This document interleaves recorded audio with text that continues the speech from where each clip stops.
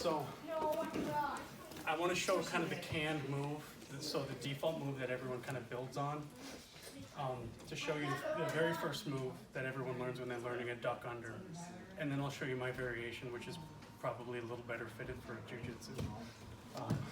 And it's a little better for jiu-jitsu because there's a lot of people to grab on, especially in gi.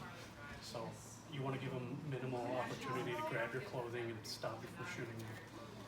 So in this move, we're going to touch our knee to the ground, but know that there's a variation where you don't touch your knee to the ground if your knees are sore. Come here, Andrew.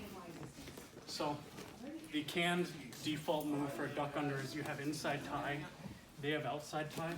I step into them so they step back a little bit with that foot, and then I'm going to push off that foot and shoot that knee down while I'm throwing this arm over my head. And I'm staying tight on his waist here, okay? So I'm leaving no room here. I'm still got this arm grabbed here. At this point, I'm going to slide my hand around the back while I'm still keeping that grip on the arm.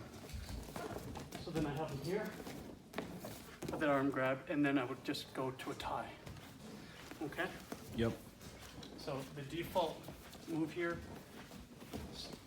double inside tie, step towards that foot to the right. If you're shooting with this leg. Both arms are swinging at once here while you pivot and drop that knee down. Kind of like you're a football player, you just cut. I was a lineman, so step, pivot, cut. Make sure you're swinging with both arms. Keep tight on there and then come up and hug. At this point, I'm going to change my grip to this, where I feel like we're comfortable to move on from here. But what I would do is probably lift. Or you can, when you're here, you can drop to a double leg too. But I just want to get to where we're behind the guy. So let me show it one more time before we have any questions. Double inside tie, I step to the right, their foot goes back a little bit. That kind of gives me an opening to swing both arms at the same time like a pendulum. Stay tight and stand back up. Okay? Do you have any questions before we drill it a little bit? I'll still come around, so. Okay, 3, 2, 1. Learning. Oh yeah, sorry, I forgot. Okay, sorry. Inside ties. What's up, Greg? What up? You man with the variation. But a lot of time people will be pulling on your shirt or your lapel, pulling on a wrist. So this isn't really a likely position. So what I like to do is I like to grab one arm with both hands, and you can pull on them and get them to pull back a little bit. And then I like to get the collar tie, okay? And then I'm pulling down. So that's just how I kind of get up into it. 2 hands on the wrist, pull down, work into a collar, because if you don't have the wrist down, you're reaching too much and you're leaving this open. So I like to pull the wrist down, head's on their shoulder, grab the collar. You're pulling down with both hands, and then you kind of let up. And when you let up, that's an opportunity where you can lift the arm. And now you're on the neck instead of the hand. There's no juke, it's just a, okay? So I'm grabbing the wrist and throwing it up, and not getting it caught like this, but throwing it up and reaching under. And at this position, just keep on the neck and grab the waist. Here, you can kind of do whatever you want with them. It's a really uncomfortable position. But a lot of the time from there, you're just gonna transition to the back. So, start here, get kind of head to head, grab the neck. A lot of weight's down right now, so he has to pull up or else he's falling on his face. So when I release a little bit, it gives me a little room. You don't want to straighten your arm all the way out. But when you lighten up a little bit, it gives me the opportunity to go here and here. And at full speed, a lot of time they fall to their knees. I don't know if it'll happen here, but we'll give it a shot.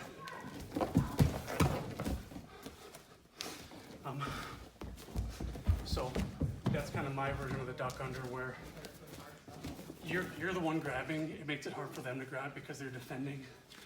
And then you make a slight opening to just drop this knee down and reach that, step that foot out. Okay?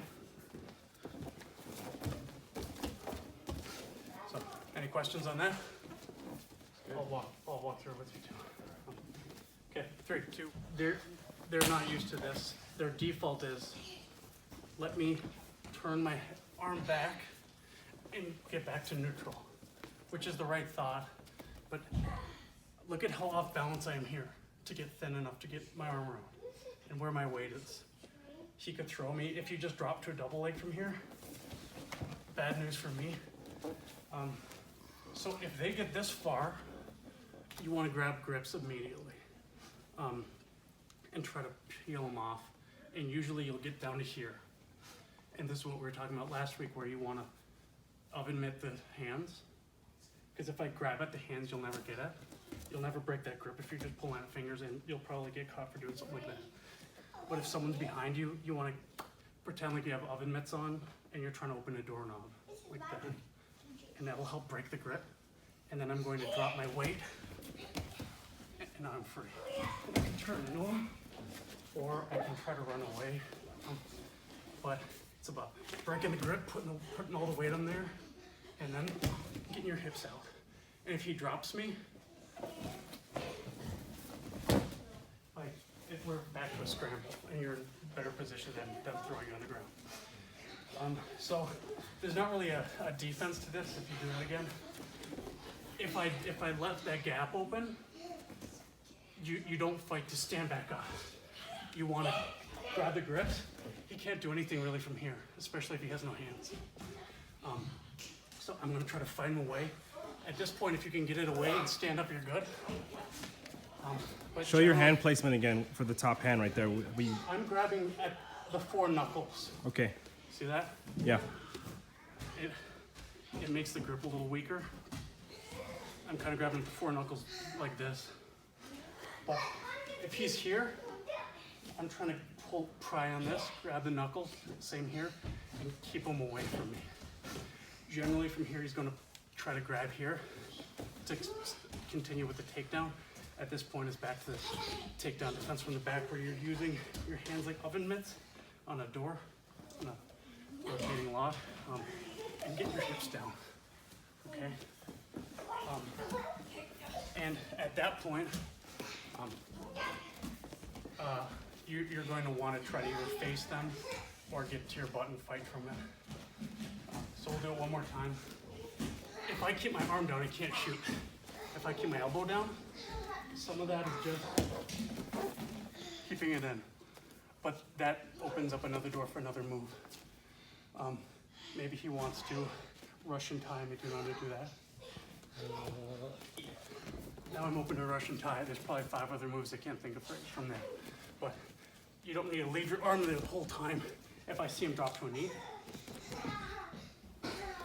But let's say he got in on it.